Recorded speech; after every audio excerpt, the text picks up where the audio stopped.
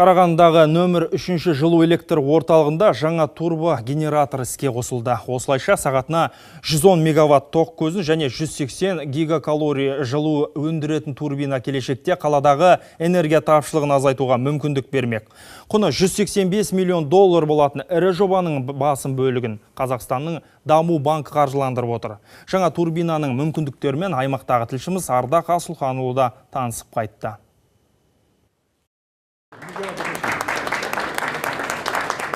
Өндірісі өрге басқан кенді өлкеде электр қуатының тапшылығы орташа есеппен 350 мегаватты құрайды. Жүздеген зауыт фабрикалармен жыл сайын салынып жатқан тұрғын үйлерді тоқ көзімен қамтамасыз ету үшін қаладағы жылу электр орталығының қуаты жетпейтін. Осыған орай қосымша турбогенератор салуысы 4 жыл бұрын қолға алынған еді. Банк развития Казахстана в 2012 году. Қазақстанның даму банкі 2012 жылы 200 миллион доллар көлемінде несие желісін ашу жөнінде келісім шартқа қол қойған болатын. Осы құжат аясында қажетті қаржымен банк кепілдігі беріліп, міне 4 жылдан соң жоба сәтті жүзеге асты. Инновациялық жоба құны 185 миллион ақш долларын құрайды. Жаңа турбина сағатына 115 мегаватт тоқ көзін және 180 гигакалория жылу өндіреді.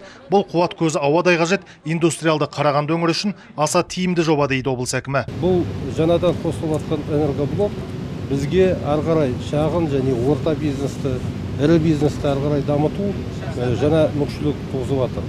Өйткені осы станцияның қасындағы мына арнайы экономикалық зонында жаңадан салынатын ірі заводтарға өзінің жаңағы электр қуатын жіберуге мүмкіншілік бар. Жаңа жоба 55 адамды еңбекпен қамтып отыр. Сала мамандарының айтуынша 2020 жылға дейін орталықта тағы да бір, яғни 7-ші турбогенераторды іске қосу жоспарда. Ардақ Асылханұлы, Сайлау Игіліков, Әсет Асайынов, қорытынды жаңалықтар, Қарағанды облысынан.